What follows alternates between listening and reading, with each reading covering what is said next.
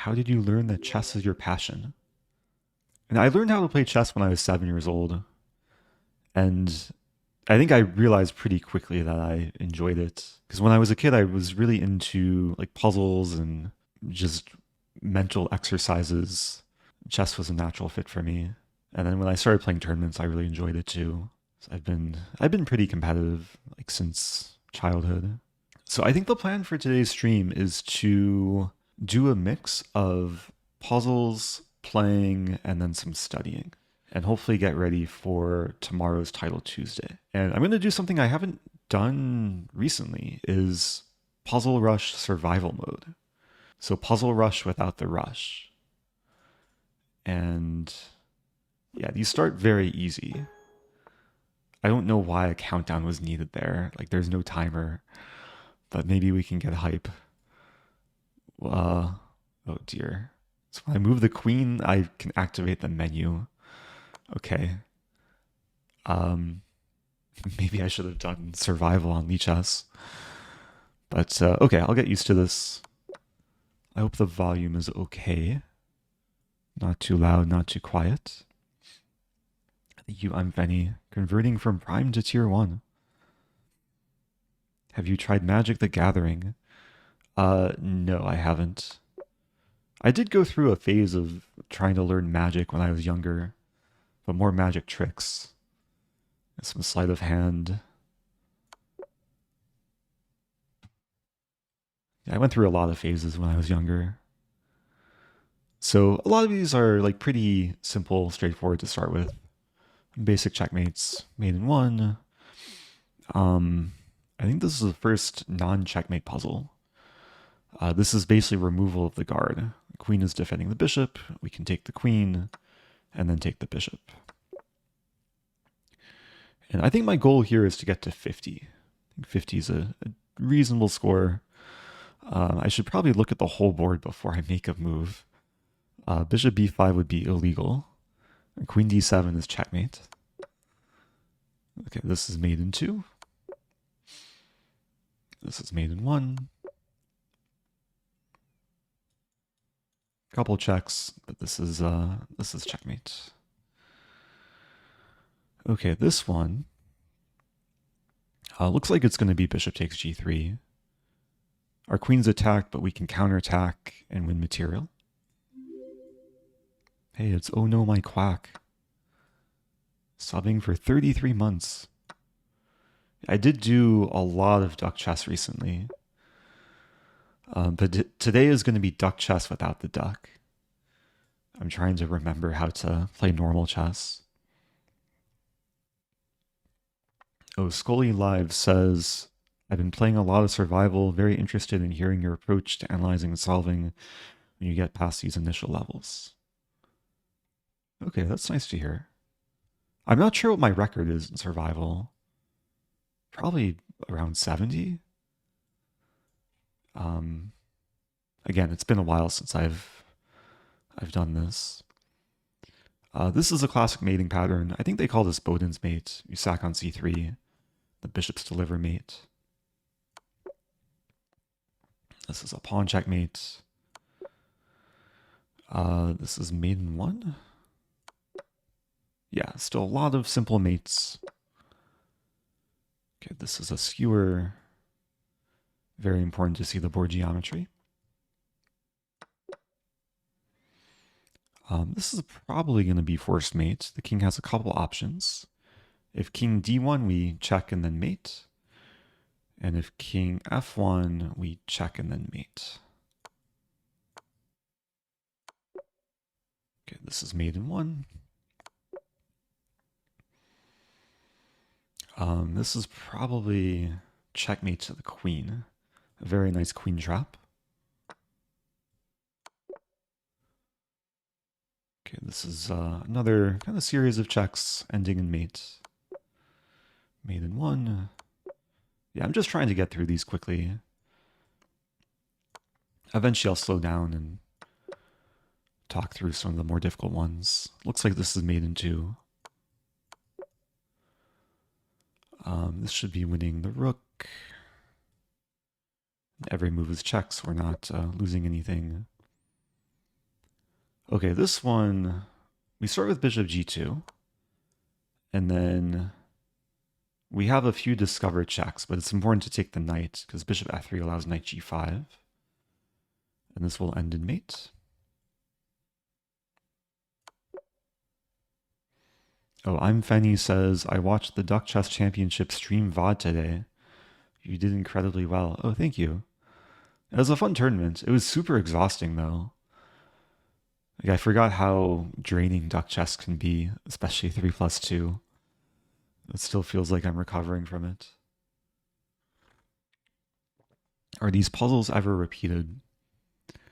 I think the database of chess.com puzzles is like well over 100,000.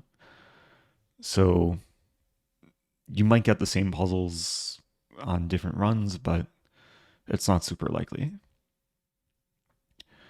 And I think this is the first one I kind of have to slow down, calculate a little bit. We're in the end game. There's no obvious checkmates. There's a few moves that come to mind. This looks like, actually, yeah, the most forcing move, bishop takes d7, deserves to be calculated. And after king takes, we can see the fact that these bishops are aligned. Some cozy evening chess. Oh, thank you, Pablo. Welcome back. Happy almost 2 years. Yeah, so this we basically deflect the king to d7, and then c6 will check the king and then win the bishop.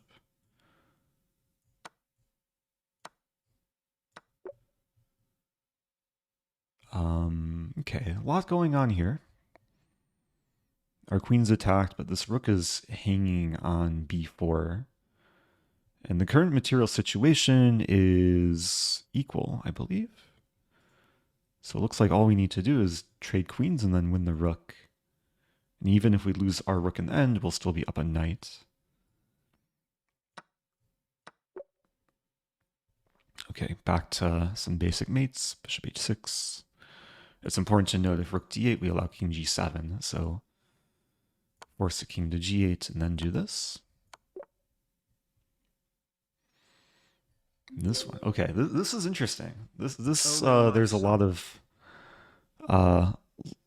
maybe not a lot, but a few different motifs to consider between takes, and queen a5 check. I want to give this one to chat. Let's do a poll. Let's see how tactically sharp chat is in this position. What would you play? Bishop takes f3, queen takes g5, or queen a5 check. 1 minute poll.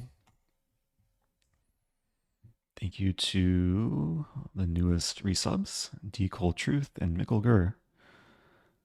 Mikkel Gur for 3 years. I should have had another poll response of something else. Too late now. Meanwhile, I'm trying to figure out what the move is. I have an idea. There. It's actually really tricky. Let's see what Chad is thinking. Oh dear, there's a hype train. Okay. Most people saying bishop takes f3, followed by queen a5 check, followed by queen takes g5. Only 3 votes for queen takes g5. Yeah, I think we can go through one by one and eliminate ones which don't work. Queen takes g5 looks clever because the knight's pinned, but it seems like this just trades pieces.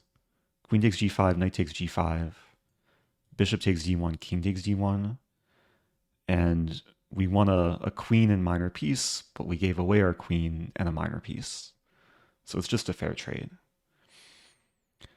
Meanwhile, queen a5 check looks nice. We hit the bishop and the king. Bishop's undefended. But after queen a5, there's knight c3, blocking the check and defending the bishop. So that leaves us with bishop takes f3, which I believe is a move. But in order to play this move, we have to calculate a few different things.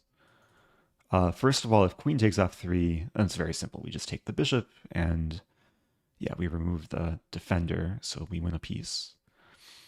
But I think the more important line to look at is bishop takes d7.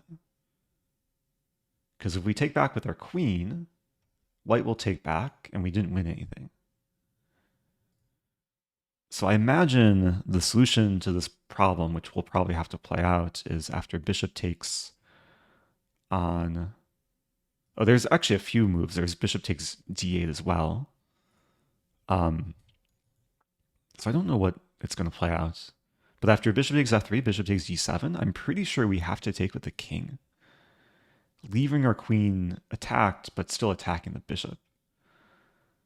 And in cases, let's say white throws in this move, takes and then takes, we take the queen, and we want a minor piece. If takes, we'll be up at bishop in the end. Less than 3. Welcome back to Matt. How's it going? So hopefully all of this makes sense. Let's start with this. Let's see what it plays. Okay, it doesn't take on d7. So, and it doesn't take on d8 too. It actually plays the simplest line. Yeah, now we just take. So after takes, queen takes, it looks scary, but queen e7 will force a queen trade. At the very least. Okay. Got to 30. Yeah, maybe I'll do more polls with future problems when there's like maybe a few logical looking moves. This one's a pretty standard exploit the pin on the diagonal, made in 2. This one's also made in 2. Yeah, good job to chat. Most people did find the right move. And hopefully those who didn't learned a lesson there.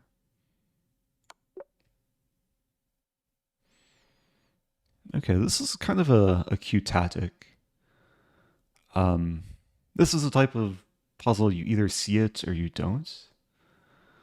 But the move to start looking at is rook takes on f4, the most forcing move. And if pawn takes, we win the rook, the pawn is pinned. And if king takes, we've decoyed the king to a square where we can fork.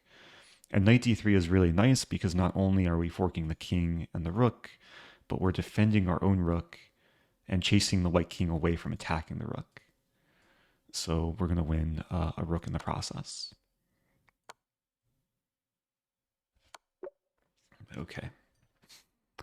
So last few were maybe a bit more difficult, but this one is very simple. Checkmate in 1.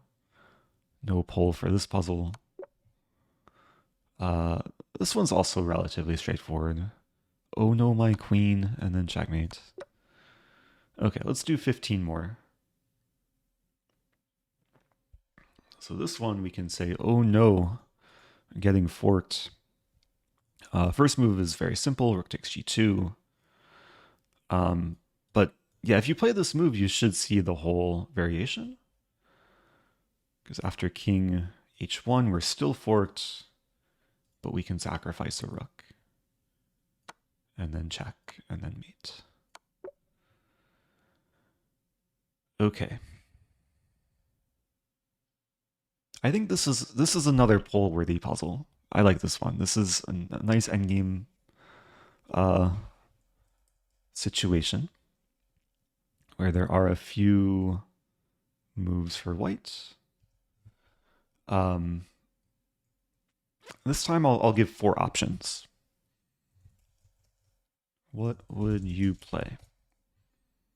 The options are going to be rook b4 check, rook d5 check, a5, or something else. Another 1 minute, 1 minute poll. It is interesting actually to see like how many people, especially when the puzzles get more difficult, how many people are still capable of solving or maybe guessing the right solution. Hey, thank you, Christine HB, gifting to McNubbits. I got rid of the arrows. Hopefully it makes it cleaner to actually see the board. I think the key to playing the right move here is understanding the end game, like understanding what you need to accomplish.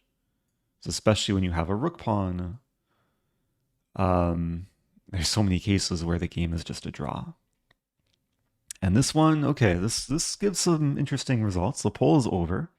57 people, or 57%, 20 people said rook d5. 11 votes for rook b4, 4 votes for a5. No one said something else. So the majority of votes, I believe, are for the wrong move. And rook d5 appears to lead to a draw. Even though it does force a rook trade, after king takes g5, king takes c3, it's king and pawn versus king, but we have an a pawn, and black's king will just run to the corner, and there's no way to win. Hey, it's Elena. Thanks for the raid. Appreciate it. Shout out to Elena. If you're just joining, doing some puzzles, I started the stream only less than 20 minutes ago. Wait, did the shout out not work? Oh, there we go. So we just did a poll, and most people wanted to play rook d5 here, which, yeah, just leads to a draw. a5, a few people voted for. The issue with a5 is we give black time to move back, and there's probably a bunch of drawing moves for black after a5. The simplest might be king c4, but also just rook here, and black's going to have enough time to stop the pawn. So I'm pretty sure the winning move, and the only winning move, is rook to b4. Because with this move, we force black to do something. The king is tied down to defending the rook. If the rook blocks, then we can play king b3. And we're getting a better version of the rook trade, where after king b3, black is forced to take, we take, and then we have opposition against black's king, and we can shoulder out the king if king d5, king b5, and we make sure that the black king cannot cross to the c file and stop a pawn. So hopefully that makes sense.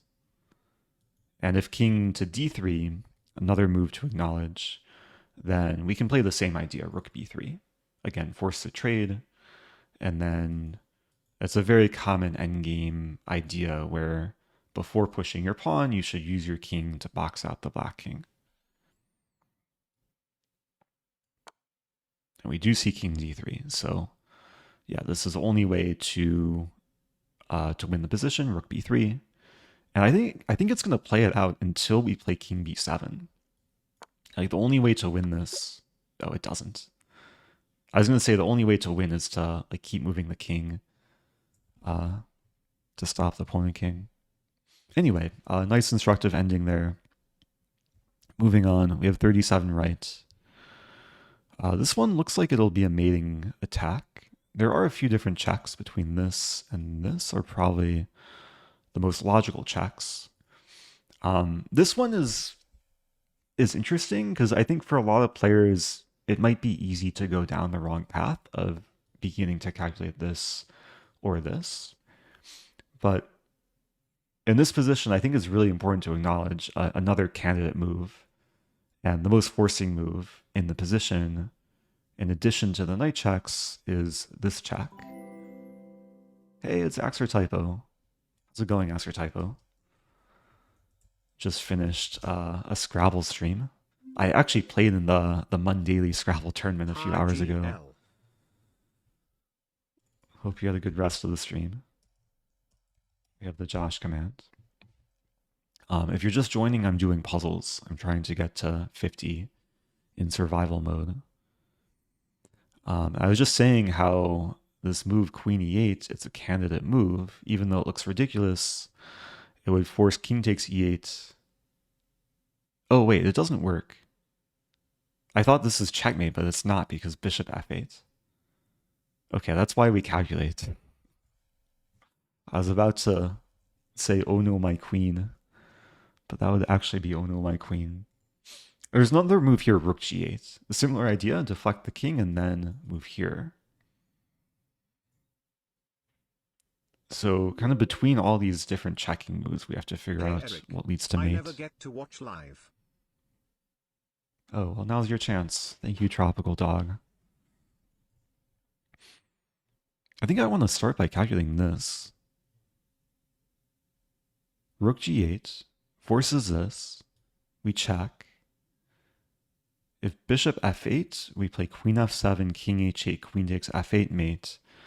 But I'm not sure after king takes g8, queen e8, king g7. We have queen f7, king h8.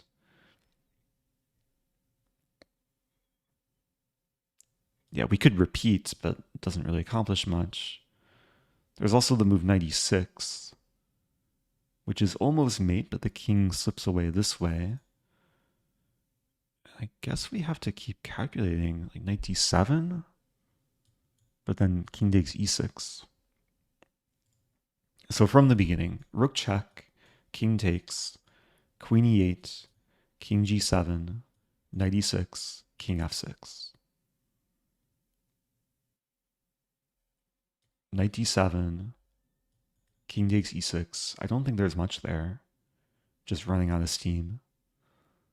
So what about this? Maybe I should have started with this. This actually looks more promising. It forces king e8. And then we have discoveries.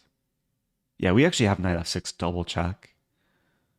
If king takes, it's mate, and if king goes back, it's queen e8 mate. Okay, it should be knight d7. This is probably another one I could have run a poll for between all these different moves.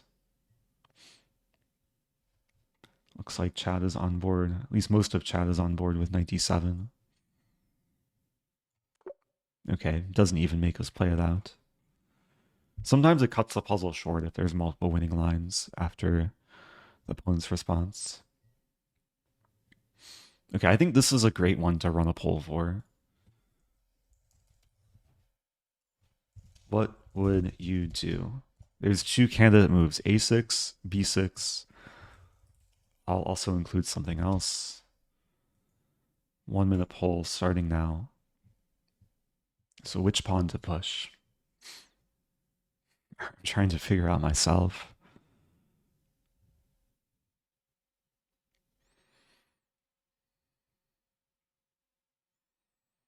I think for this one, the best thought process is process of elimination. You have to kind of be aware of the opponent's ideas and then eliminate what doesn't work.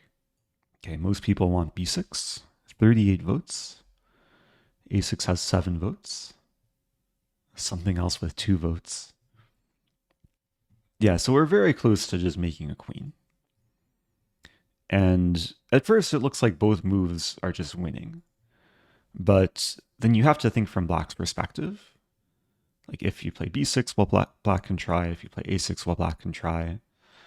And in this case, when we're looking at a6, black has a move bishop to c4, skewering the pawns from behind. And we actually get in trouble here because after bishop c4, if we play b6, we lose our a pawn, our b pawn is stopped. And after a6, bishop c4, if we play a7, the bishop comes here. And even if we get in b6, the bishop is stopping both pawns. Black's king is closer. Black should be holding there. The same thing doesn't happen if we play b6 first. Because then if the bishop tries to stop the pawns, we play a6 and we're preparing b7.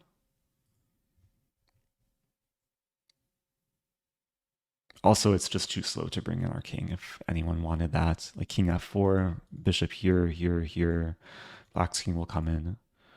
So it should be a simple matter starting with b6 and then a6. And yeah, b7, and the king's a little bit too far away for black.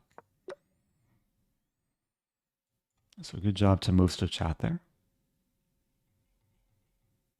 And also the people who maybe made a lucky guess. I wonder how many people like in these polls vote for the move that is like winning the poll. Just following the crowd. Okay. This one, clearly we want to be having some mating attack. I mean, usually you want to start by looking at checks and captures. Checks and captures don't really seem to do that much, but there's also attacks. In this case, there's a move to consider queen d4, threatening mate in 1. It's pretty much the only logical mate in 1 threat. And this looks pretty good, because if we ask how does black defend, it's not so easy. If that pawn moves, then rook takes g7. I guess we are down. We're down the exchange in the pawn. But after f6, rook takes g7, king h8, the queen comes in. Yeah, we should be mating very soon. And black could throw in a check, but then king g2. I feel pretty good at this, or feel pretty good for this with queen d4. Little Plotkin maybe approves. Looks interesting. There's one thing I'm not sure about though. After queen d4, f6, rook takes g7, king h8. It looks good for white. Like very close to just force mate. Queen d7. Black has a line queen b1, king g2, queen takes e4, covering h7. We would have the pieces lined up on the 7th rank, but the queen covers a square. I'm just trying to figure out like what's is there a winning move there? We have some crazy like rook g5. I'll probably just end up going for it, but one more time. Queen d4, f6, rook g7, king here. Maybe we play knight h4, threatening knight g6 mate, and we keep e4 defended. It's the type of position, like if this were a game, you probably just start with queen d4 and get to this position after king h8 and then think. But knight h4 looks pretty strong there. People in chat sharing some lines. Yeah, there's cases like further down the road, like f6 is a target. Not sure if we can actually take it though, because our rook would hang. But let's start with this. Let's see. Okay, it plays queen d1. Yeah, one thing I feel like they can improve with this interface is the ability to analyze after the puzzle's done. Because once I play this move, the puzzle's going to end, and then we can't analyze. On Lichess, it gives you the option to like turn off auto skip to the next puzzle. Anyway, moving on. We've got 40. Let's do 10 more. This one looks like an endgame study. A lot of endgame studies out there where it's a matter of like winning what looks like a very difficult position to win. We have rook and bishop against queen. Position's very open. I'll say right now that I'm pretty sure the theme of this puzzle is to trap the black queen, which looks impossible, but our bishop and rook can maybe coordinate in such a way, especially with black's king here. And the first move that I naturally consider here is bishop e2. It's one of the only ways to attack the queen, and we exploit the fact that if queen takes bishop, we win the queen, and it'll be a winning king-pawn ending. So after bishop e2, we basically have to look at every queen move and see, can black escape? And it's not so easy because if queen c6, we play rook g6. If queen d7, we play bishop g4. If queen e8, we play rook e3. We're controlling a5 and c5. We're controlling these squares. We looked at queen takes e2. We're controlling a4, b4. If queen d5, we have bishop c4. If queen e5, we have, again, rook e3. If queen f5, we have bishop g4. We're controlling g5 and we're controlling h5. If queen a6 or b6, we have rook g6 with the skewer. So that leaves us with two squares, b7 and b8. I'm going to clear the arrows just to clean up the board a little bit. So bishop e2, black will likely play one of these moves. And then it's a question, how do we trap the queen? I'm pretty sure we're going to use the same idea with both of these moves. It's just a different move order. So bishop e2, let's say queen b7. We play bishop to a6. And then we're controlling the squares on, or we're basically making sure that the squares along this diagonal are off limits. Queen c6, rook g6, queen d5, bishop c4. Again, queen e4, rook e3. We control f3, we control g2. Queen b6, again, rook g6. So eventually the queen's going to be forced to the back rank. So imagine bishop e2, queen b7, bishop a6, queen here or here. I don't think it matters. Against either of these moves, we play rook to g8. And we exploit the fact that if queen takes g8, we have bishop c4, again winning.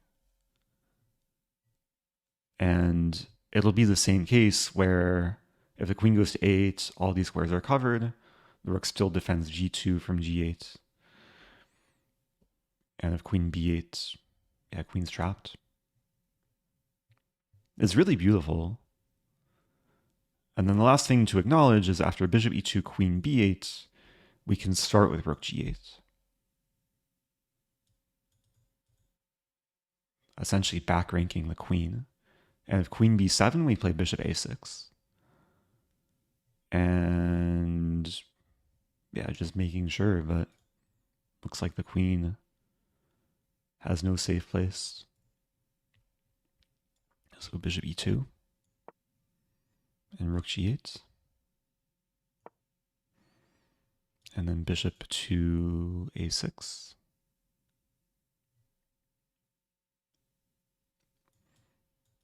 I'll pause because the puzzle is probably going to end after bishop a6.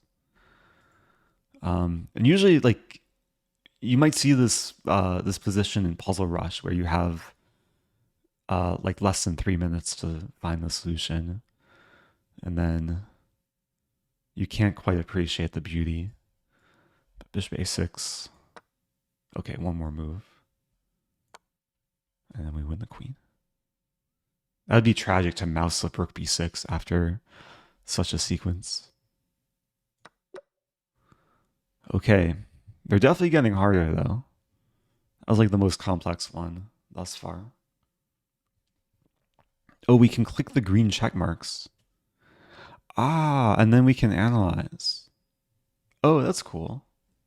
Sorry for missing people who said that earlier. Sometimes I skim chat and don't realize what people are saying. But, okay. Was there one I wanted to analyze? I'm not sure. Let's just keep going with this, so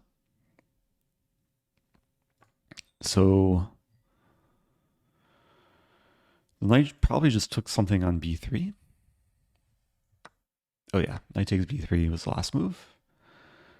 And both queens are attacked. I think this is pretty simple. I think we just take the knight with check and then take the queen. We don't want to take the queen first, allowing this.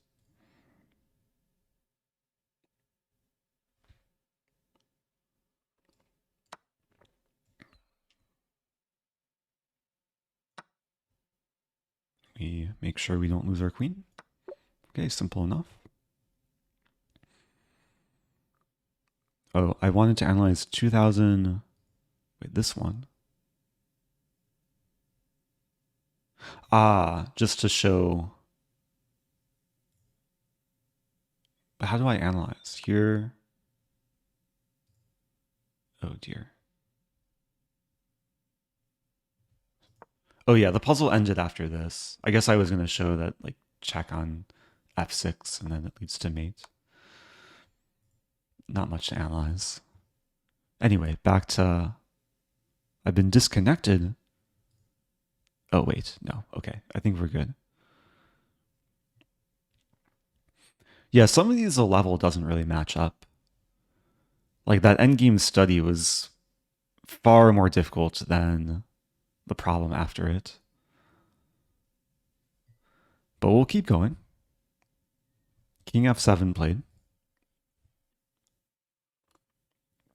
So we're down a rook here. We have a few different checks in the position.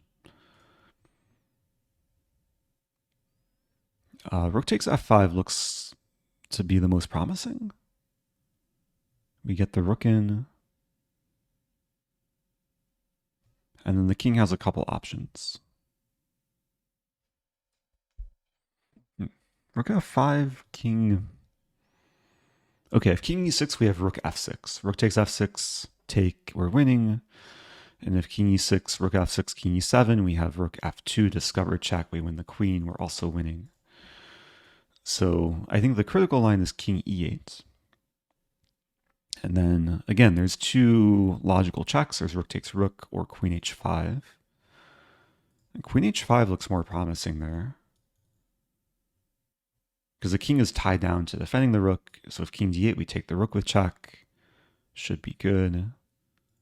And after takes king e8, queen h5, if king e7, we have queen takes h7. If the king goes back, we checkmate. C-pawn coming in clutch.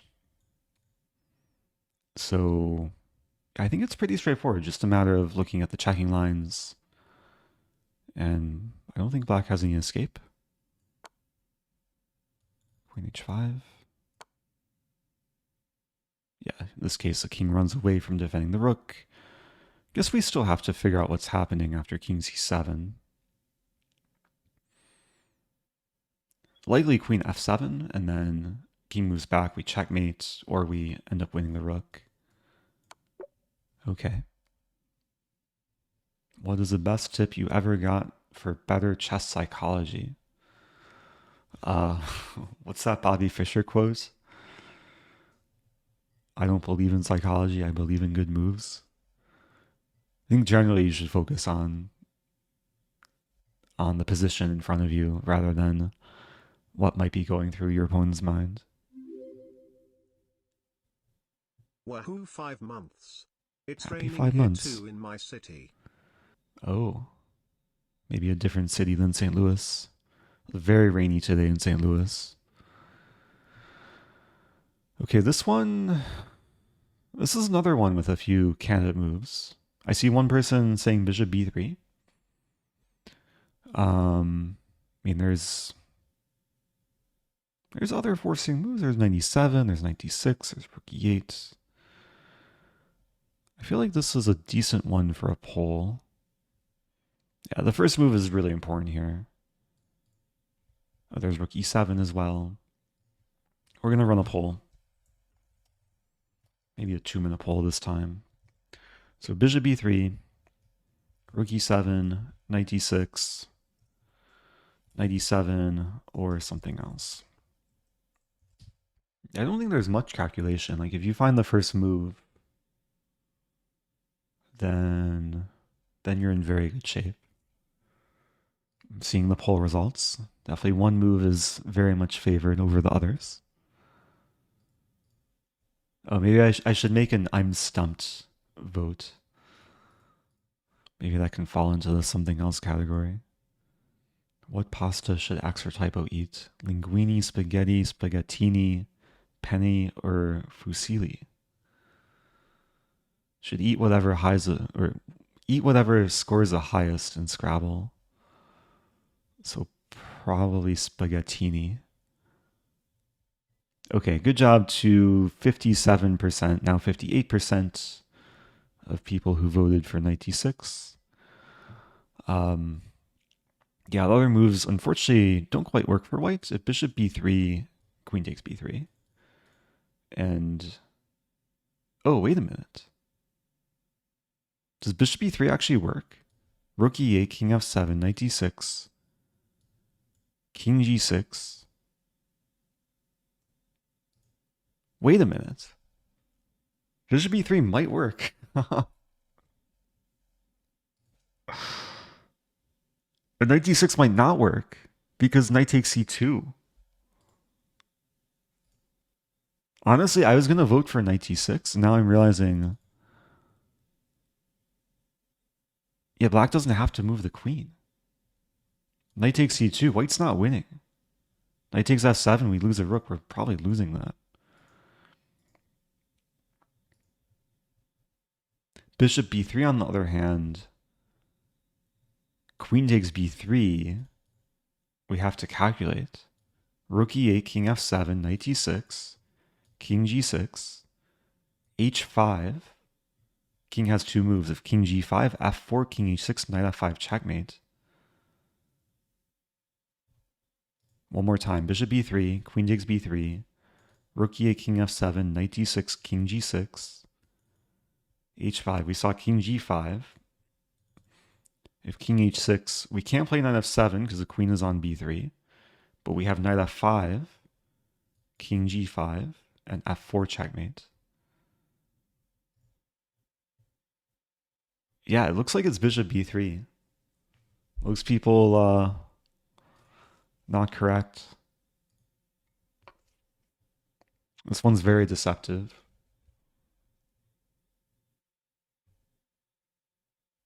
We should also acknowledge if knight d5, we can take, and if takes, we have 97.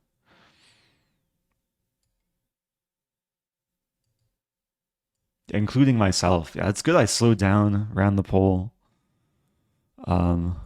Sometimes think out loud can help avoid blundering.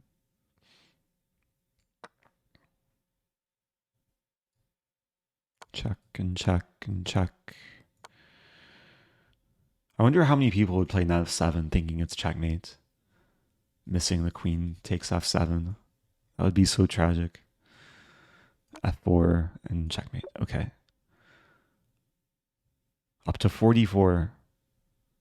Ooh, okay. This is actually like a very simple one. But it's very important to know the rule of en passant. So we start with the check. In this position, if you don't play the right move, then you deserve to get bricked. But we en passant. We move our g-pawn, which checks a king. It's very rare in chess can you move a g-pawn to check a king on c8. But we do it by en passant. We take and we mate.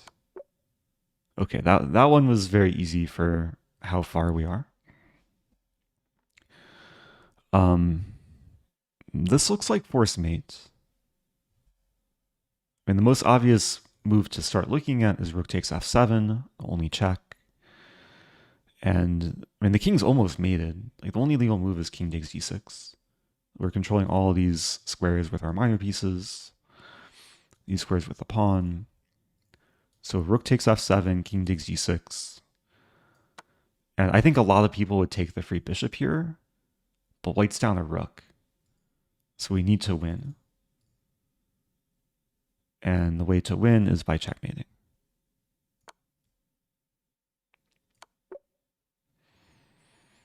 Okay, let's do 4 more. So there's some tension between the queens. There's probably a few moves to start considering here. This is the most forcing. f4 is probably worth looking at as well.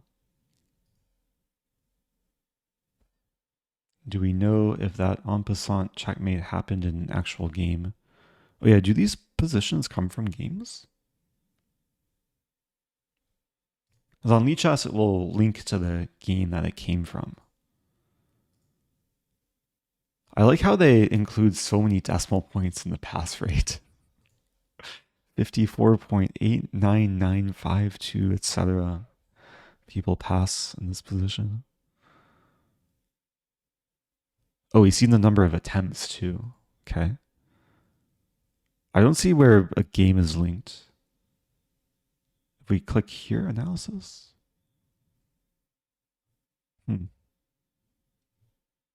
It would say the name of the players, I assume. I'm not sure. Anyway, back to this one. I'm going to take some time here. I mean, if we take, there's bishop c3. King has a couple options. Or we start with f4. We could also start with bishop c3.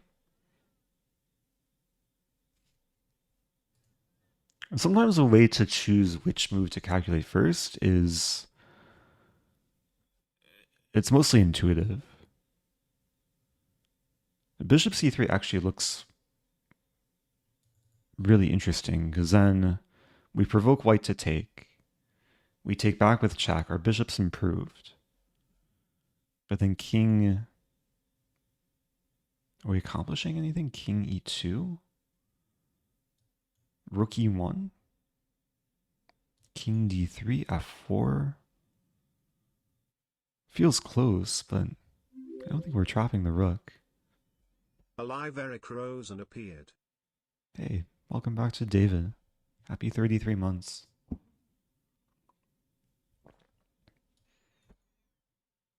I'm staying live for the time being.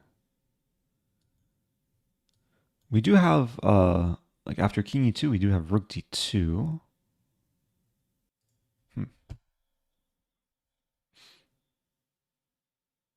But then we could just, like, we could go into the other line too and transpose. What does white do after f4? Does white have to move the rook back? I think they do. Rook here we take.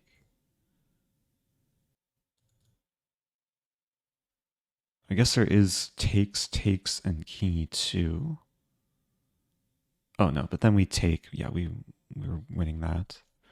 So f4, the rook has to move back because we're controlling these squares. Oh, there's rook h3.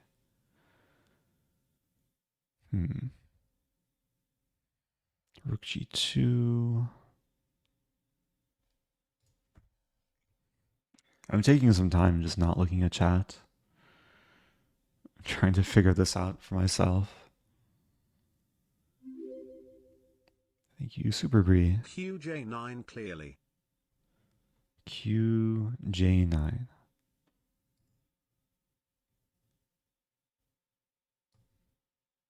I don't want to even try to play that because it might put the queen... Actually, I could try.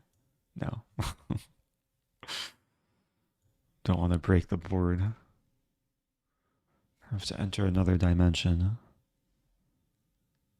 We're so close to trapping the rook, but I'm not even seeing what to do after rook g1, takes, bishop c3, king e2, rook d2, king f3.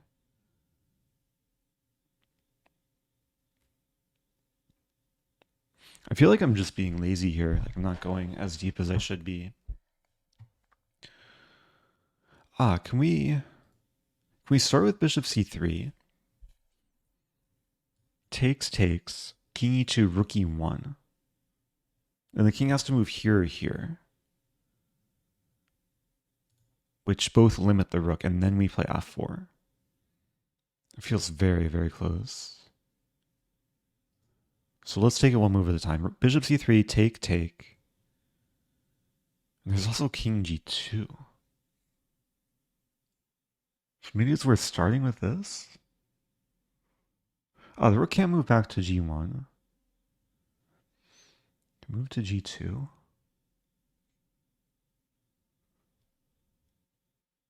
Okay, I think I found a way to eliminate a few lines for white. We start with f4. Rook g1 just loses to bishop c3. Because when we take, we win the rook. And rook g2, I think, loses to f3. We attack the rook again. Rook moves, and again bishop c3. And this time we have mating ideas. Which means after f4, what does white do? I acknowledge this line. Takes, king e2, attacking the rook. We take, and then g2 is winning. So it looks like white has to play rook h3. And then do we just play g4? Can the rook escape? Rook h4, king g5. We're controlling... I mean, when we play g4, we're controlling all the squares on this rank. And if rook h4, king g5, we control all the squares on this file.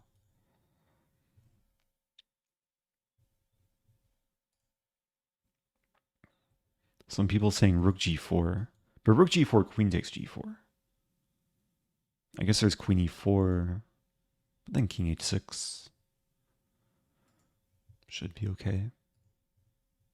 I think I'm very close to going for f4. Also, welcome to Andrew. How's it going? Yeah, if you're just joining, we're starting the stream with puzzles. Doing survival mode, trying to get to 50. I think this is the hardest one thus far.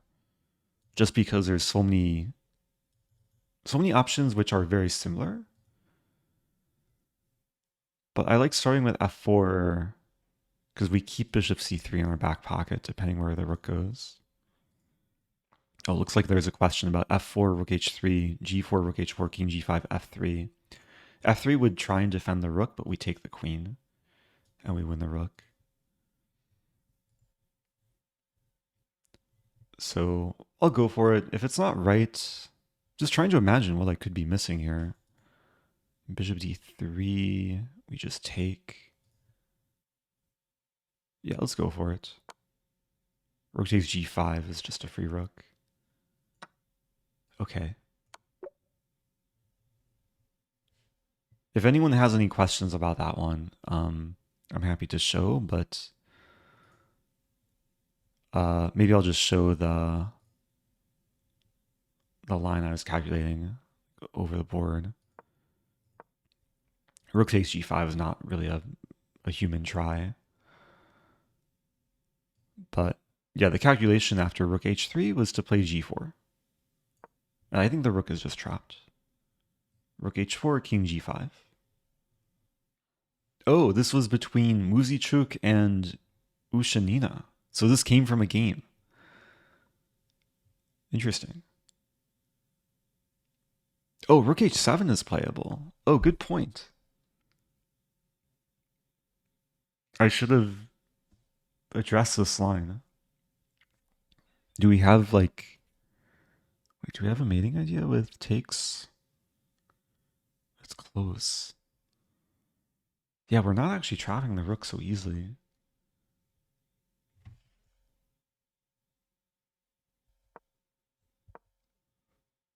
Oh, does this work?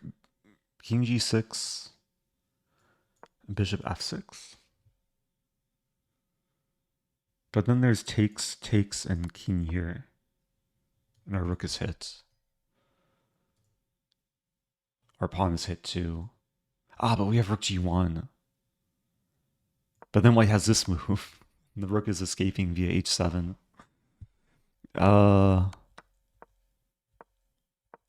So...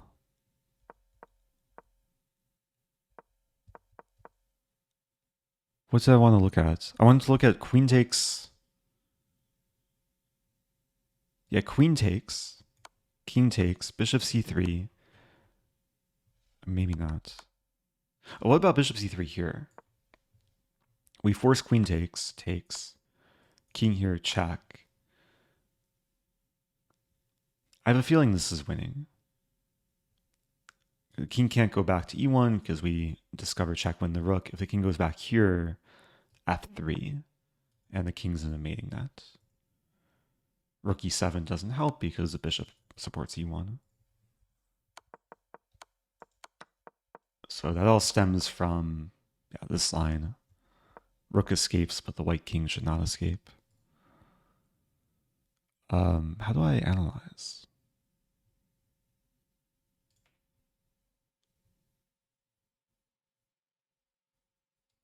Bishop c3? Okay, bishop c3. Oh, there is h4, actually. But Engine says black is winning. Engine also says the best move is queen takes e1. Bishop c3. Ah, this is a bit more clean.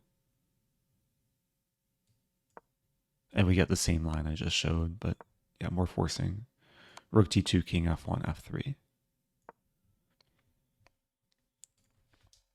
Can you go back to f4, rook h3? Yeah, so in this position... f3 is also winning here. Yeah, so maybe a few different winning moves. g4... Oh, g4 is a mistake because takes. Still close to winning, but maybe not the most accurate. Yeah, a lot of layers to this puzzle.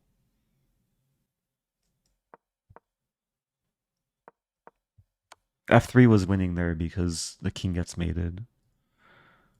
Just to show we're looking at this sign. Takes here. Here. Rook d1 is impossible to stop. Oh, but there's king g1. But then bishop d4, okay. Black will clean up. Anyway, let's try and do the last few. Uh-oh. Okay. So 47, this is our 48th puzzle. Black to move, white's about to queen. This looks like another endgame study. I wonder if this came from a real game. A few things come to mind. I mean,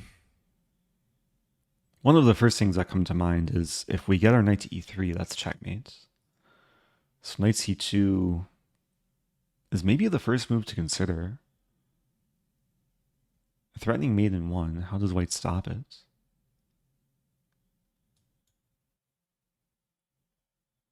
I guess there's king c4, knight e3.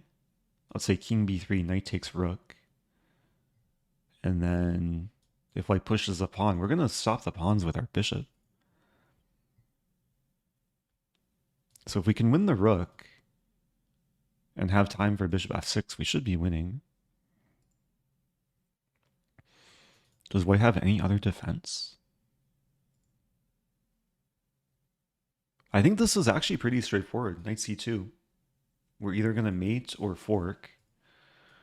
There's no rook e1 because we take. Black's still having this move in time. Thank you to Brighton Francis, first time prime. It looks like the only tries for white are rook e1 or king c4. Like everything else just gets mated. Okay. White under promotes. Fair enough. Up to 48.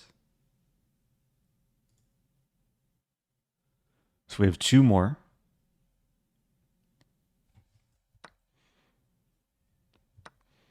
This one looks like super obvious. This doesn't even look like a puzzle. White just took a thing on d4. We can take back and exploit the pin on the c file. Is it going to get more complicated? There's no other candidate move. Pawn takes knight.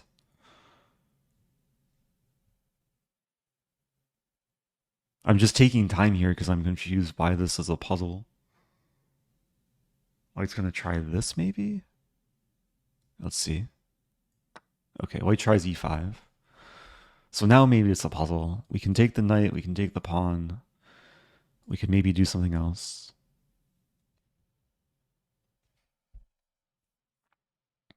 I mean, if we take the pawn, we'll be up a pawn. White could take. Looks pretty good for black. If we take the knight, looks a little bit more murky. We could also maybe try and move the knight somewhere. Knight d5. Yeah, this is actually worth considering. Because white's still dealing with this pin. And if, first of all, if bishop takes e7, knight takes e7, it's very clean. Like we're going to win the knight or the queen. And then if, I mean, what else can white do? If knight takes d5, we win the queen, not getting enough minor pieces. And if bishop takes d5, I think we'd just take this bishop, maintaining the pin. I think this is even better than queen takes e5. I feel like if this were a blitz game, I'd just go for queen takes e5 right away. It looks like the safe option, but this should actually win a piece. Yeah, we take the bishop,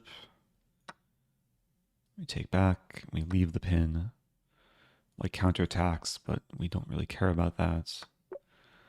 Okay, let's do one more. Just want to get to 50. This looks really close to mate. There's a lot of different checks, and there's these queen checks, there's this rook check, there's this bishop check.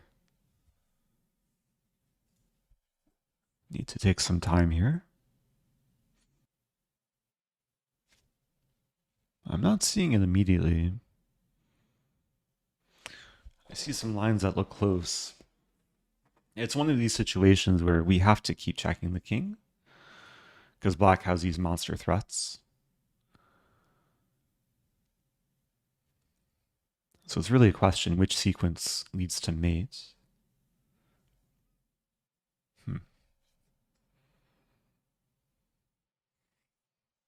I imagine some people are probably faster than me in solving this. Rook f7, king h8.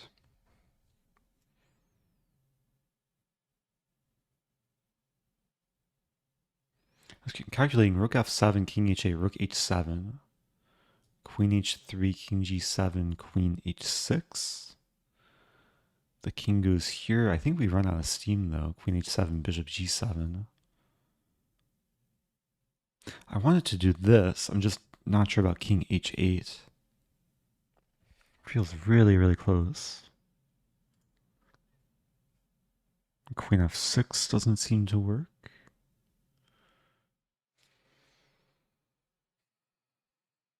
Okay, what about queen e7? Queen e7.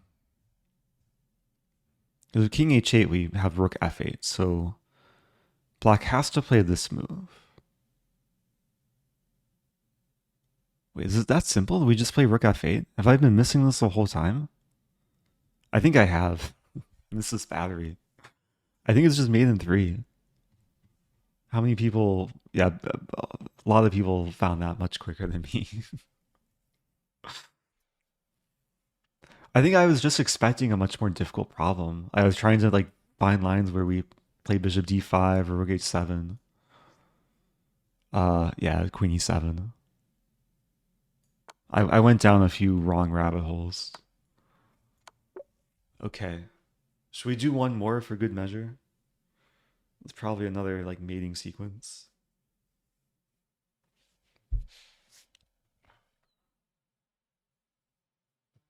Okay, this one actually looks relatively straightforward. Queen e6. The king has to move here. We take the knight. And then the king has this move or this move, but queen e4 is mate in both cases.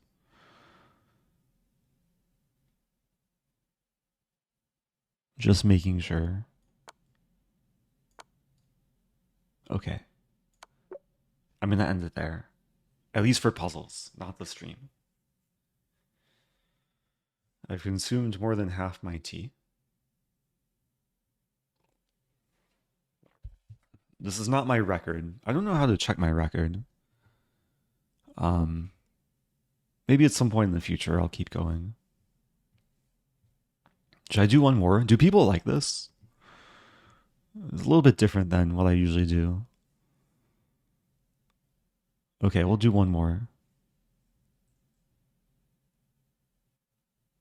Nice to see some positive feedback. One more and then I'll play some games. This one looks like h3. h3, king h4. Queen takes f4, king h5.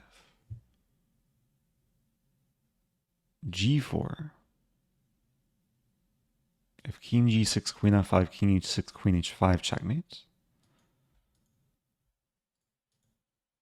So h3, king h4, queen f4, king h5, g4, there's king h4. There's g5, king h5, queen g4, king g6, queen e6. Doesn't seem to be winning though. Okay, one more time.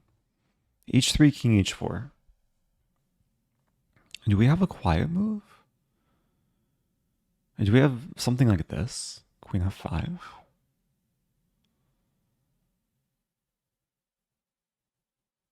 Then black has queen d1. Why did I agree to do one more? It's kind of difficult. h3, king h4. There's some idea to like put our queen on this diagonal and then check with our g-pawn, but that's probably not it. We also have this move, but then the king escapes. What about, okay, h3, king h4. I was looking at queen f5, but there's also queen takes g7. Threatening two different mates in one. We're threatening queen g4 mate and queen h6 mate.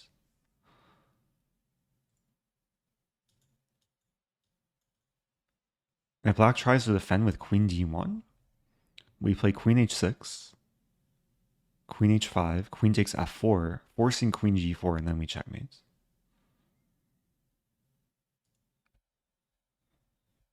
Oh, that's true. I haven't looked at queen takes h3. I forgot that was legal. Okay, if queen takes h3, gh3, king takes h3, queen takes f4, we get pinned. Wait a minute. h3, queen h3, gh3, king h3, it's checkmate. Queen h5. I mean, I guess there is king h4. But then we're probably still going to have this idea, queen takes g7, and then we're just up a queen for two rooks, and we're still mating. One more thing, though.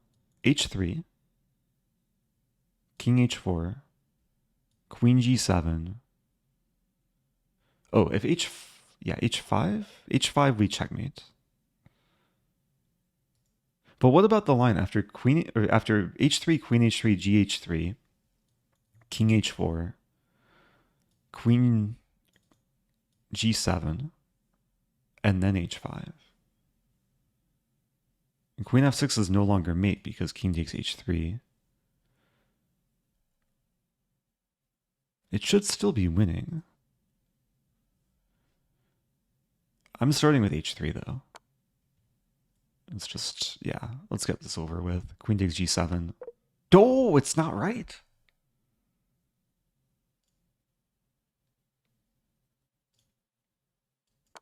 I was so confident. Did I miss queen g2? Queen g2 might save black, and then rook g8. Wow. So do we go for this? But then king h5? What am I missing? g4, king h4. We're just mating. I think I was just lazy with the calculations. Yeah, we have queen g3. So queen takes f4, king h5, g4. If king g6, it's mating. And if king h4, we play queen g3, king g5. We get our queen in. And if the king goes back, we mate. If king g6, we mate. Okay. Yeah, I went down the wrong rabbit hole there. I went for the quiet move. But it was the non-quiet move. The simplest move in the position. There goes my perfect run. Yeah, I think it's like 3 strikes until you're out. Anyway, I think it's time to play some chess. Spent over an hour doing puzzles. So hopefully I'm like somewhat warmed up. Let me close my tabs here. Okay, hopefully this scene is decent. I'm not using my green screen, so I have a little bit of wall in the background. Maybe I should paint my wall green. Just have a built-in green screen. Oh, I could maybe try and chroma key the wall. I'm not going to try right now, though. Actually, before I start playing, I want to do a poll. What first move should I play as white? Only 2 options, e4, d4. Whatever wins the poll, I'll stay with probably for the rest of the stream. Oh wow, e4 is winning. Okay, I'm gonna vote for d4. Oh no, my London. I guess e4 is slightly more popular. But can d4 make a comeback? Sorry for the scuffed layout, but yeah, now people can see what I see. 7 vote difference. Okay, 6 vote difference. Oh, it's kind of close. If it's a tie, maybe I'll play both. E4. Oh no. Okay. E4 wins by 4 votes, 37 to 33. So, I thought it would be interesting to just map out my opening repertoire. So, for the blitz games I'm about to play, I'll be playing e4 as white. And I think I'll just commit to different weapons against the various black defenses. Like if e5, I'll play a Scotch. If c5, I'll play knight c3 Sicilian. If French, I'll play advanced variation. What else? Scandi. Scandi, there's a few lines. I would play knight c3 main line. Actually, let's make a sub-bullet point. Basically, I want people to see like what my opening repertoire looks like, just in the form of a bullet point list. And then after each game, I can probably add to this list too to define more specifics. Oh yeah, Caro-Kann as well. Okay, so Scandi, there's a couple lines. Caro-Kann. I'll play 2 knights attack. There's a few other things too, like pure defense. I'll play bishop f4, queen d2 attacking lines. And then modern, I'll play the Pacini variation, which hopefully I'll get at least one of those to reveal what that is. Oh yeah, Alekhine too. What do I play against Alekhine? Alekhine. I'll just play e5 main lines. Okay. With black, how about I play a game first and then I'll map out my black repertoire later. So anyway, time to play some chess. I do kind of want to raise my chess.com rating before tomorrow's title Tuesday. I'm white. E4 as promised. And we're going into knight c3 Sicilian. And there are a lot of sub-variations within this line. But bishop e5 is my move of choice. Bishop takes c6. I think I'll play d3. Knight f3, castle.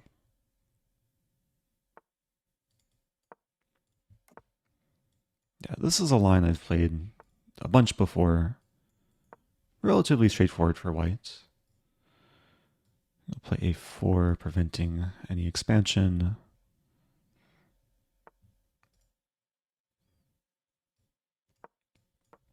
Yeah, I don't mind the trade. Kind of inclined to play this and this.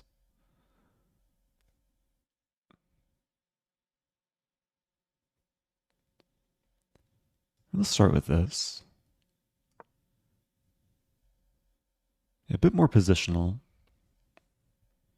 It does look like I'm weakening the diagonal, but and the rook can always come here, the bishop can come here.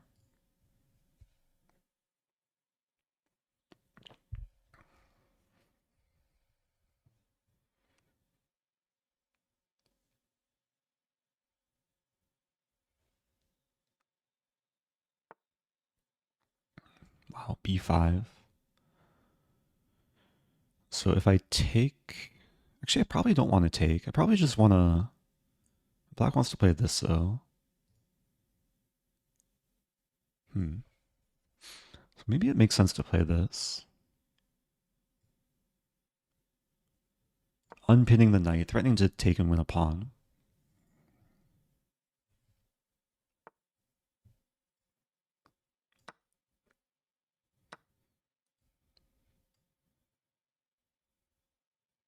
I can win the pawn, but at what cost?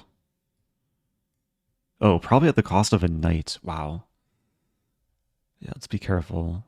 Okay, let's take and then play d4, I guess. Or, no, I can't play d4. I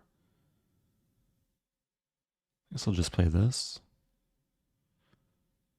Looking to prepare d4.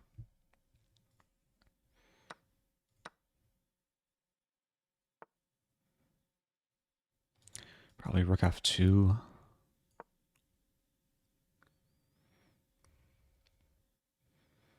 Yeah, Black's definitely made some achievements in this game. I might be in trouble. Knight d5. There's bishop d2 as well. There's this move.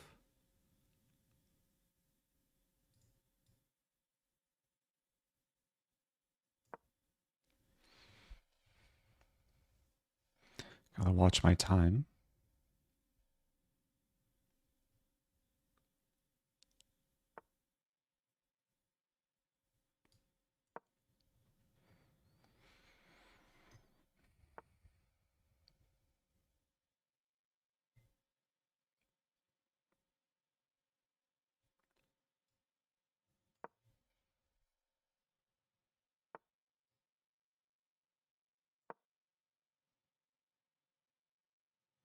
Trying to shut down the bishop.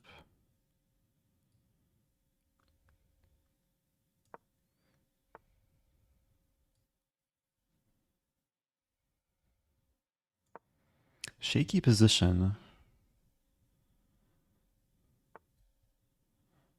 I have f5. Let's go for this.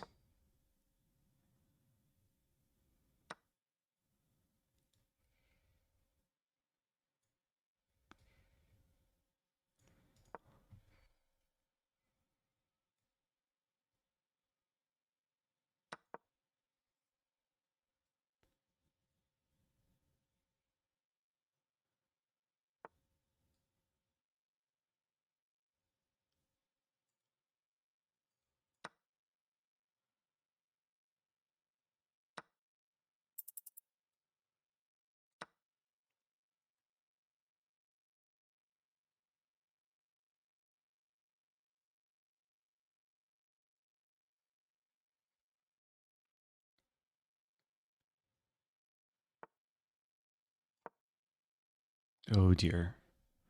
I dropped a piece.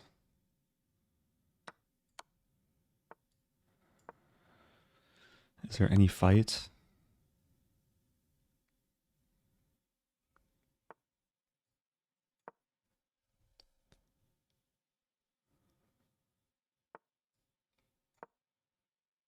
Oh no. That's not looking good.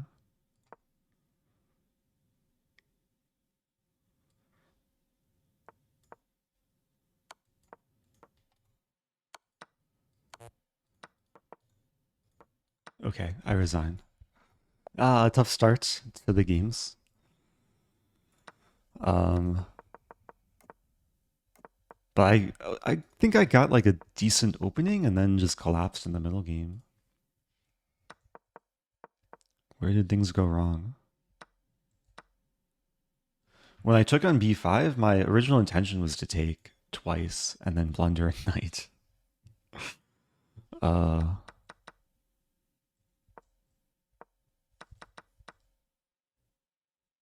okay, one thing I'm gonna try and do, I haven't done this in a while, but I have this extension to bring the game to lichess. Just because I prefer the lichess analysis.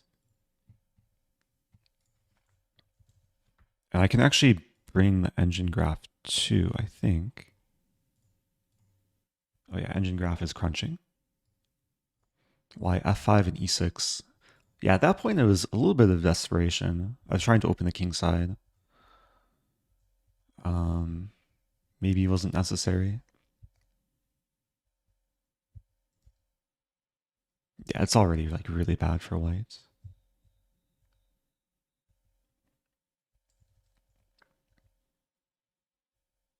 E6 was defendable.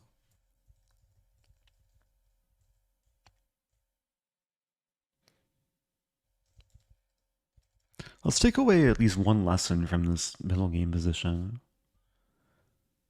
How to better play this as white. Knight e5 I didn't consider. Makes a ton of sense though. Leave the bishop not being able to trade off. And then bishop e3.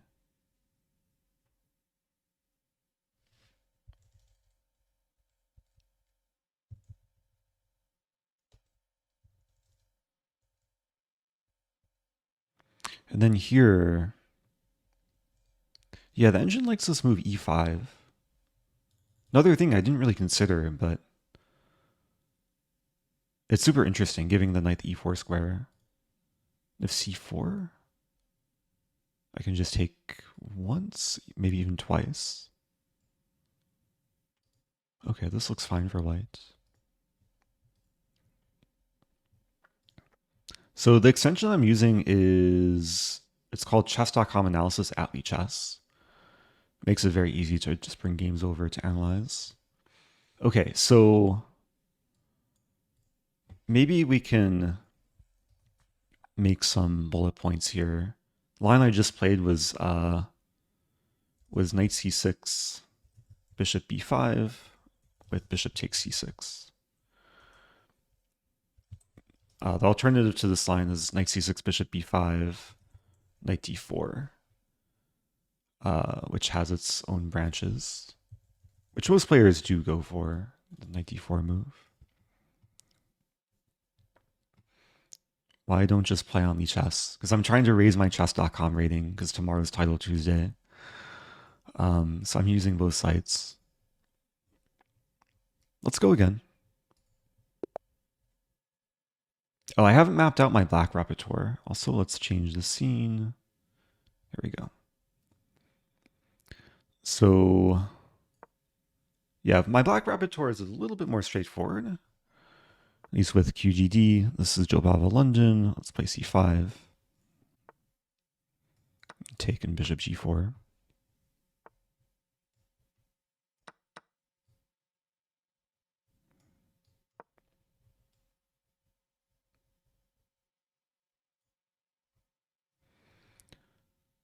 So candidate master from Switzerland. I don't think knight b5 does like too much damage here.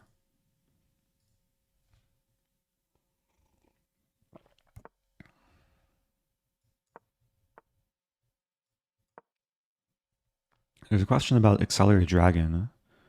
And why does the computer say it's bad? I don't think the engine says it's bad.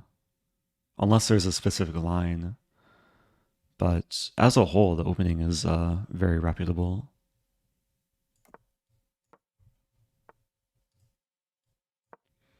There's some openings that maybe the engine will say is like a small plus for white, but There's a difference between small plus and like just being very bad.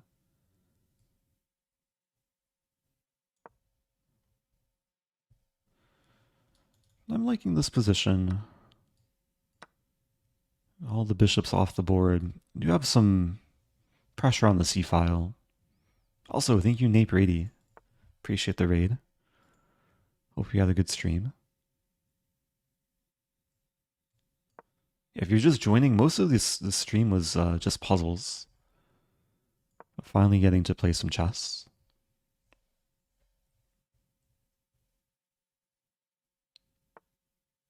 I'll probably keep playing until I get tired. Whenever that may be. I have knight g4 here.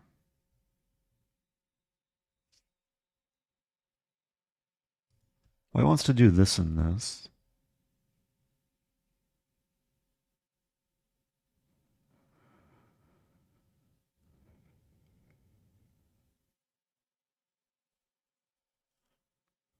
That shouldn't take too long. Okay, let's go for this first.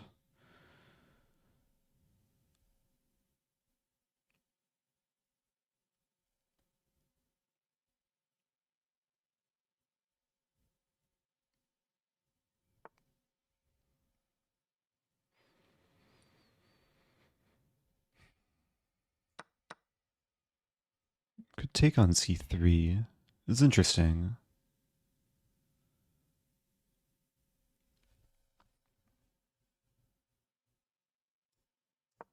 I'll play it safe though. Yeah, time management has not been that great thus far.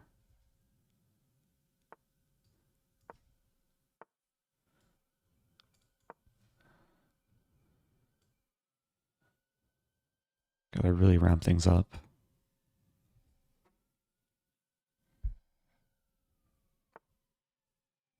Thank you, Nape Rady.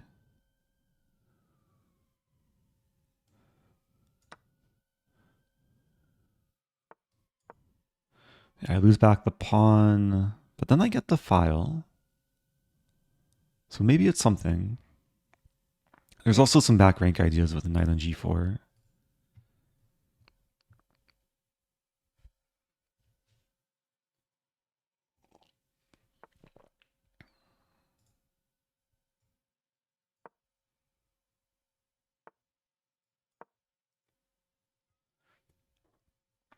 Up a pawn here. I mean, a6 is perhaps a long-term weakness. But a pawn is a pawn.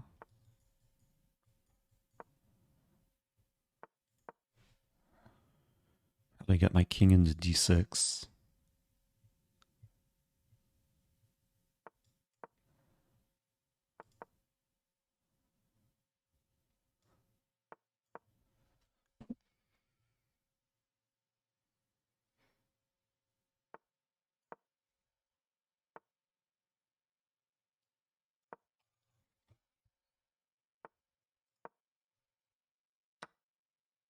Oops.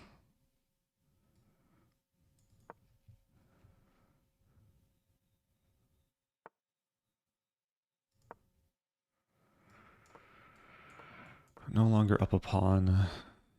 Anything can happen with the time situation. I'm going to trade everything.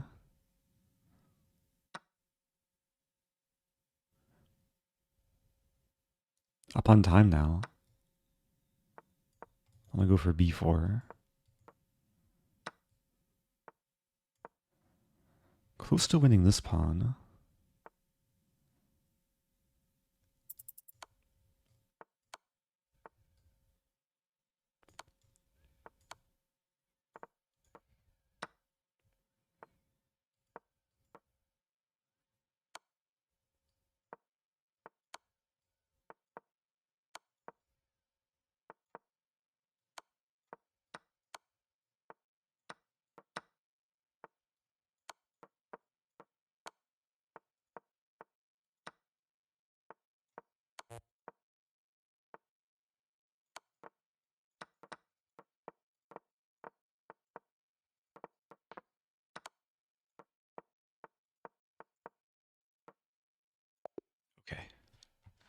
There we go.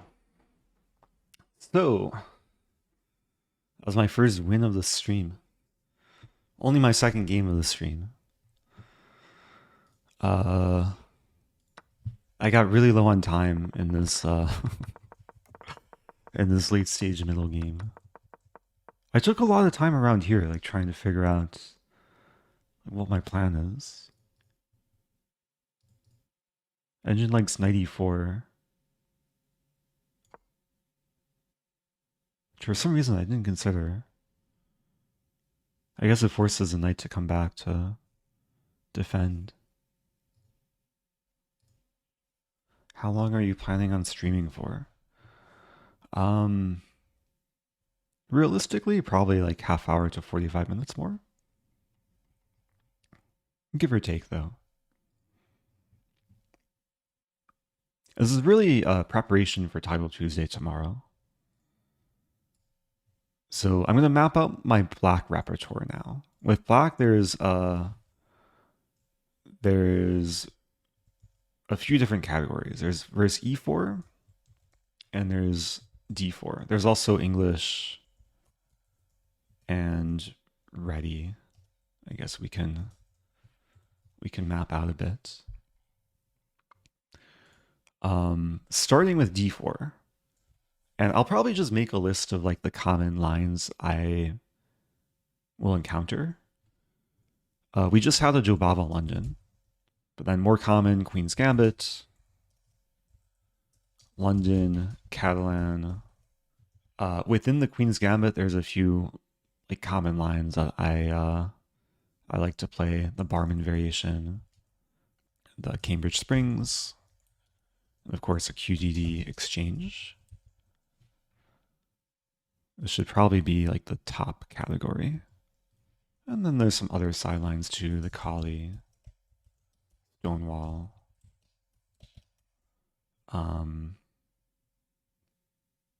I think these are the major branches. Against E4, again, for the games that I'm playing tonight, and probably for Title Tuesday tomorrow, I'm going to stick with this repertoire. So against E4, I'll play Sicilian. I'm kind of debating between Taimanov or Accelerated Dragon. Maybe I'll play Taimanov. Actually, within Sicilian, there's Taimanov, which stems from Open Sicilian, but there's also Alapin. There is Knight C3 on move 2. There's Smith Mora. I'm mapping this out just to kind of show, like, at my level or any level above or even below, it's good to kind of have a sense of what the main lines are that you need to expect and be prepared for. C4 can sometimes transpose. Against C4, I'll just have E6 as my main weapon, likely to transpose into QGD. And Knight f3 is a whole other can of worms, which I'll probably list out if I encounter Knight f3 in one of these games. So let's go again. Black again. We have E4, okay. Now going for my Sicilian repertoire. Yeah, I've been playing a lot of Accelerated Dragon recently, so Taimanov is another line I used to play a lot more frequently. And this G3 line is very solid, pretty popular.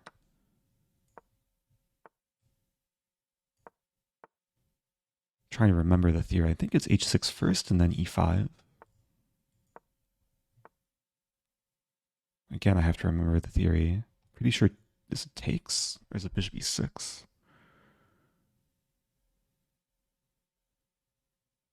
I think it's takes and then bishop E6 and then rook C8. We're going down like a very, very deep line.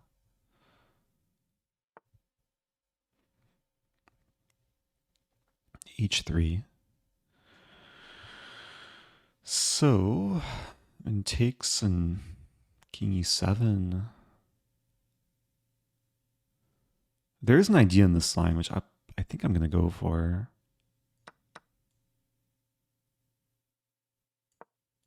to sack on c3.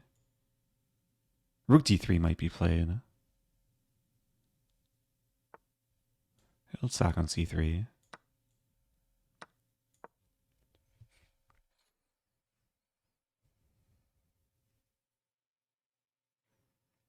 So I'm down the exchange and the pawn, but white has a bunch of double isolated pawns. And the play should be relatively easy for black. b6, a5.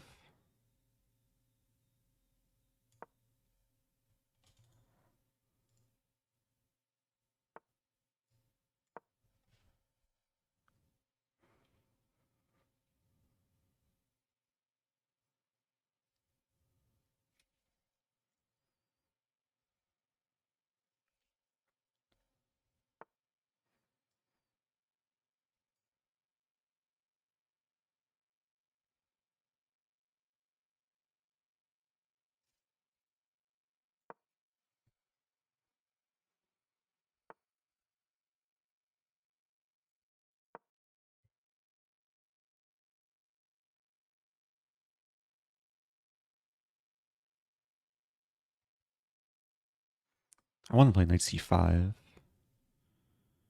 It's interesting. I have to play king d7. I could still play knight c5.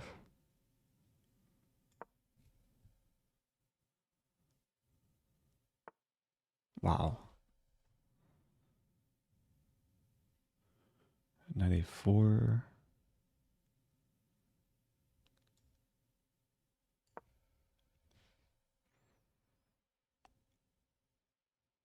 Threatening this.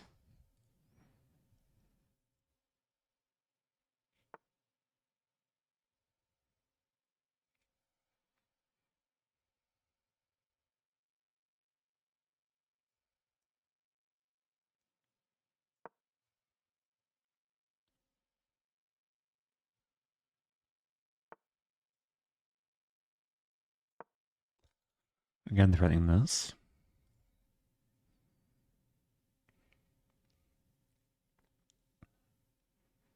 I don't really see how white stops this threat.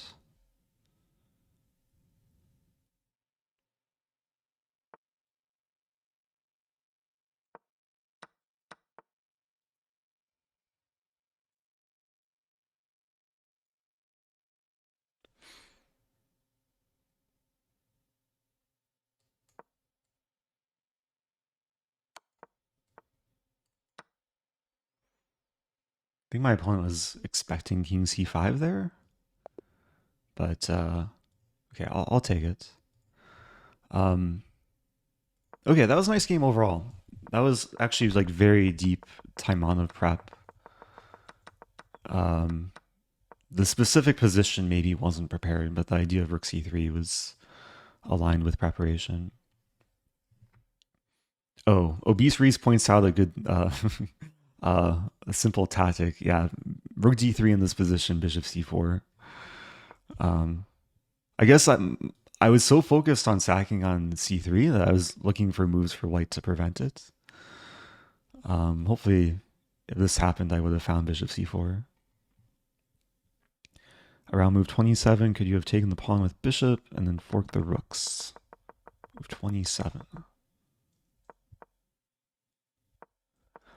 Here. Yeah, the issue is if I take on c4... Okay, let's say in this position, take on c4 and then fork the rooks. I'm giving up two minor pieces. And then in the end, white's just up a bishop. So that's one of the downsides of being down the exchange is you have to be very careful for these transformations. You can't really afford to give away more material. So I was like significantly worse, actually. Maybe I should not have taken on c3. I'm going to check the theory, though, because there is some line where it's like totally fine for black to take on c3.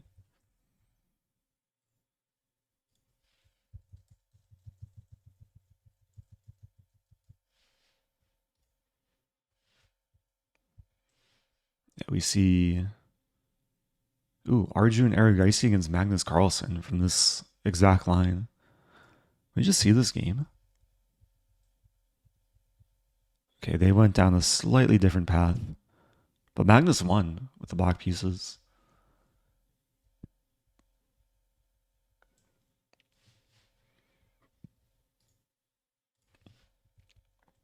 There's also a game that Magnus won with the white pieces against Pichot.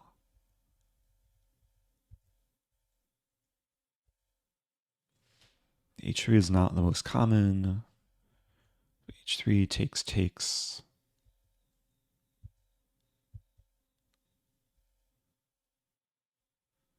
Yeah, maybe rook c3 wasn't necessary. There's another game.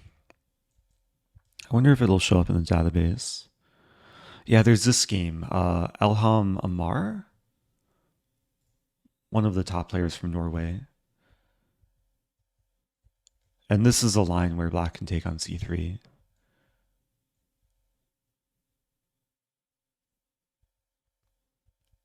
And there's some really nice positional compensation.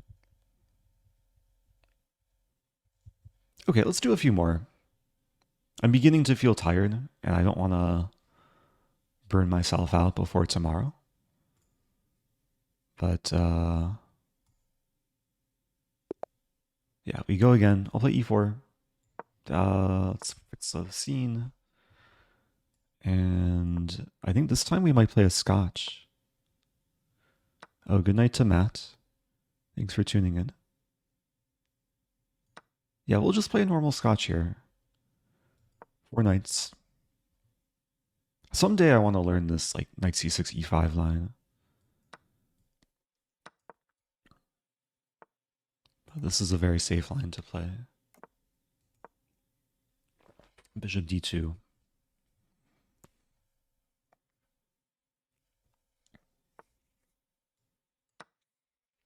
I had this position in Qatar about a year ago. It's actually when I first learned this line. And yeah, we're going into a position that's very close to equal. But maybe white has some slight pull. Remember ideas with like a4, b5. And white has slightly better structure.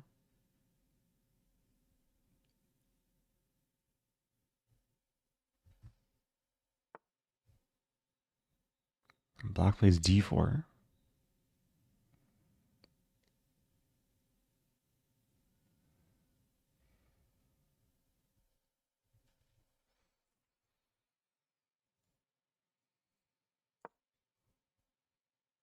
I think I just want to trade the pawns, and then black is left with 2 isolated pawns on the queen side. Interesting.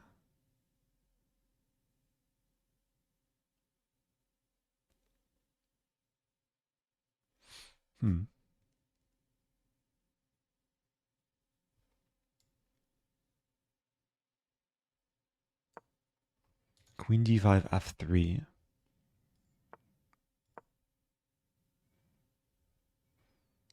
This might be possible now. Takes and I lose a2. Not happening.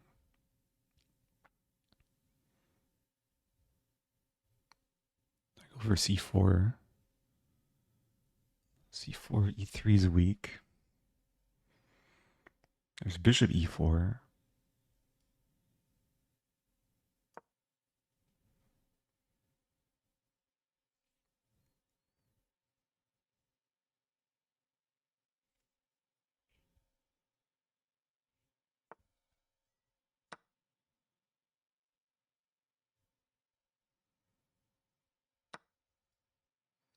Okay, I want a pawn. I'm left with kind of a weak d pawn.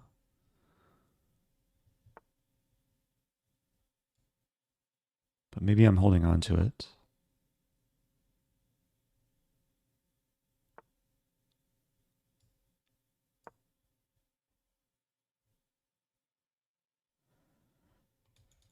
Queen c3 and rook fd2 coming.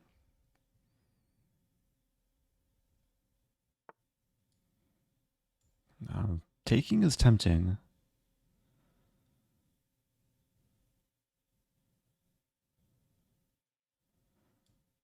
Play this first. C7's a target.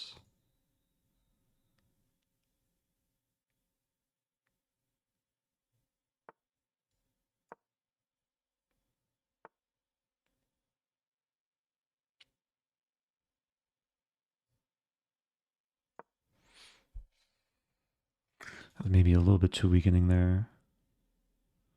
G3.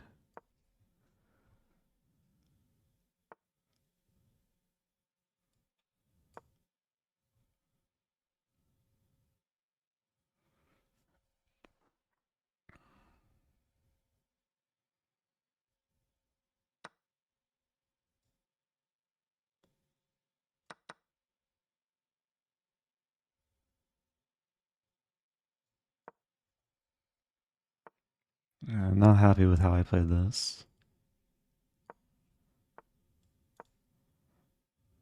I now have a worse ending. You never know with the time situation.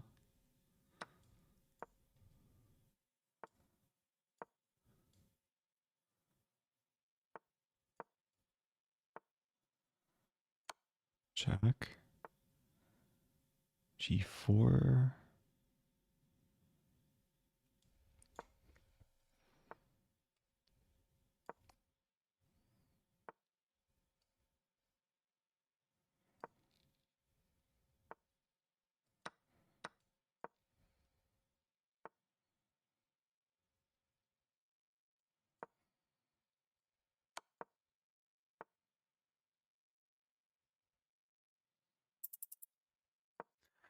Black played this well.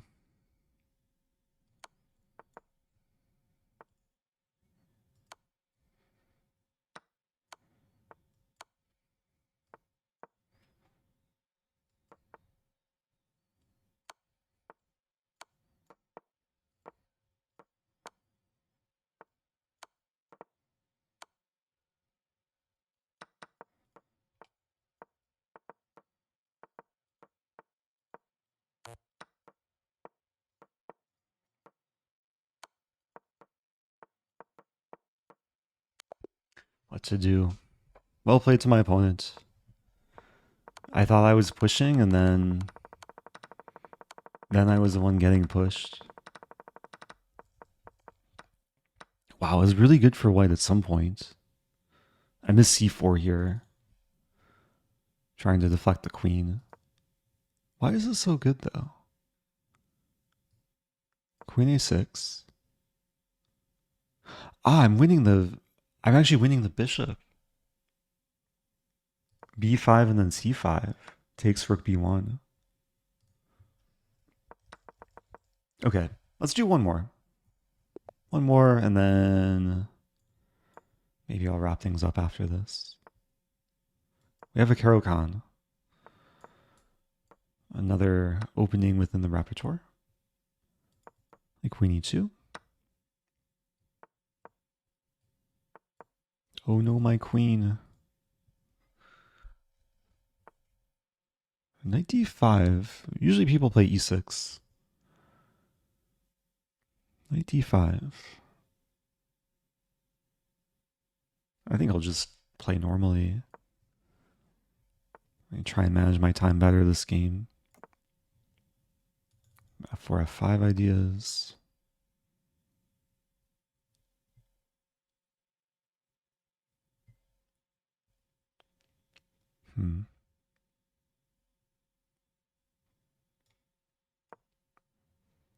Some bishop A6 ideas too.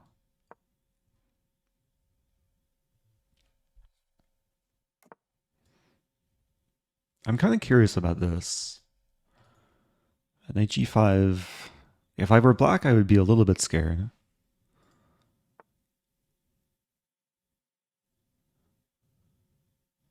That's reasonable though.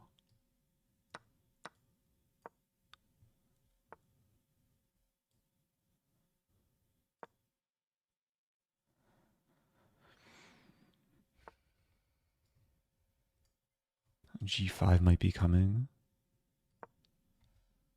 Probably just have to deal with it.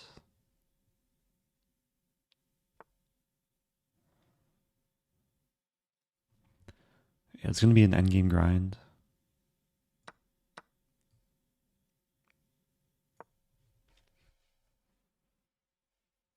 B5, I think I take the knight.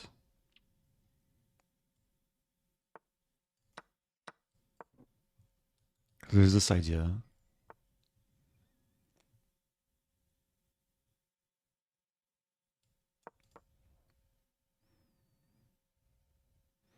I'll have a backward c-pawn, but it looks like I'm getting the outpost on c5. Black might go for this, which I'm okay with. The knight should be better than the bishop. So rook b7 idea.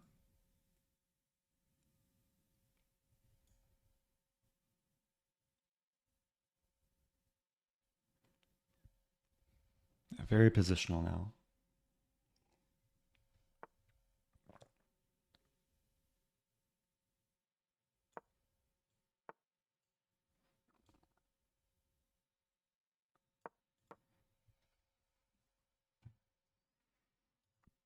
I think the plan is this take and then rook b7.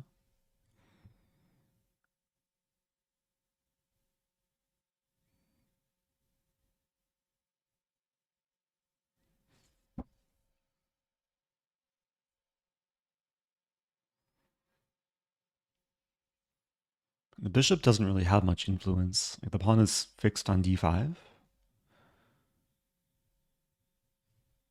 And white has all the active play on the queen side.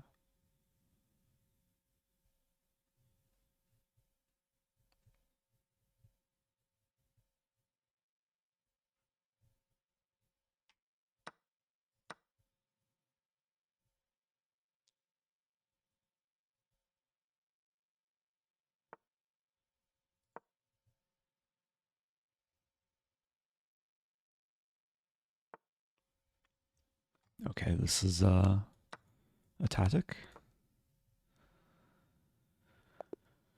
Okay.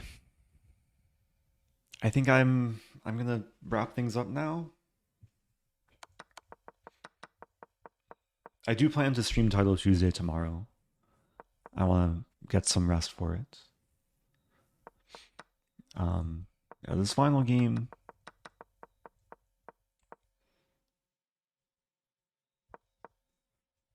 Yeah, sometimes at a lower level you can try and make this look like a blunder if you pre-move knight e5, but this is a mainline mainline theory. Let me check the theory though, because usually black plays e6. Oh, is it already Tuesday for some people? Where are people watching from? I usually don't stream at this time, so maybe most of the regular viewers are sleeping now. Got India, Florida, Canada, New Jersey, Quebec, Kyrgyzstan, Australia, Oregon, LA, India, Massachusetts, Florida, here. Oh, it says So Dakota. Got Andrew in Texas, Atlanta, BC. Probably stands for British Columbia. Also got Columbia without the British. Zwoosh will be in St. Louis. Oh, nice. Maybe during US Championships? There's a big tournament happening in St. Louis in October. All the top players in the country will be in town. I think they just announced the players list too. Hans Niemann will be back.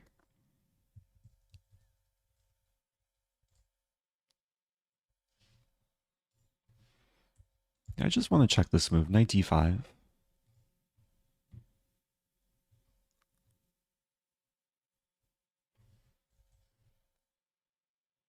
Played 1% of games. Yeah, usually like e6. What's the line? e6, queen, e2, and then b5 is the main line.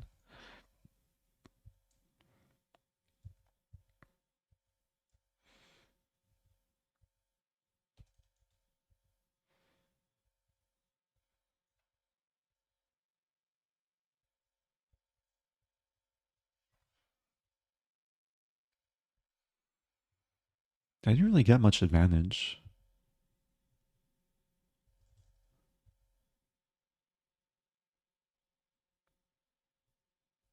Anyway. Oh, Obesri is asking, can I check the final position? Oh, my rook is hanging. Haha. Oh, good point. I missed it. My opponent probably missed it too. That's why they resigned. But that's weird. Like when they play bishop g6, they probably see that they're attacking the rook. I didn't even acknowledge this because I just saw it takes fork win material. White does win a pawn in the end. So I should have played knight e6 first. But what's the difference? King f7? Okay, this is hard to judge.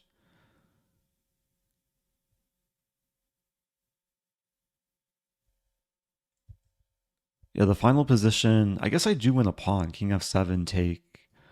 I take on d5. But it's definitely not completely winning. Yeah, definitely a sign that I need some sleep. Okay. Thanks again everyone for watching.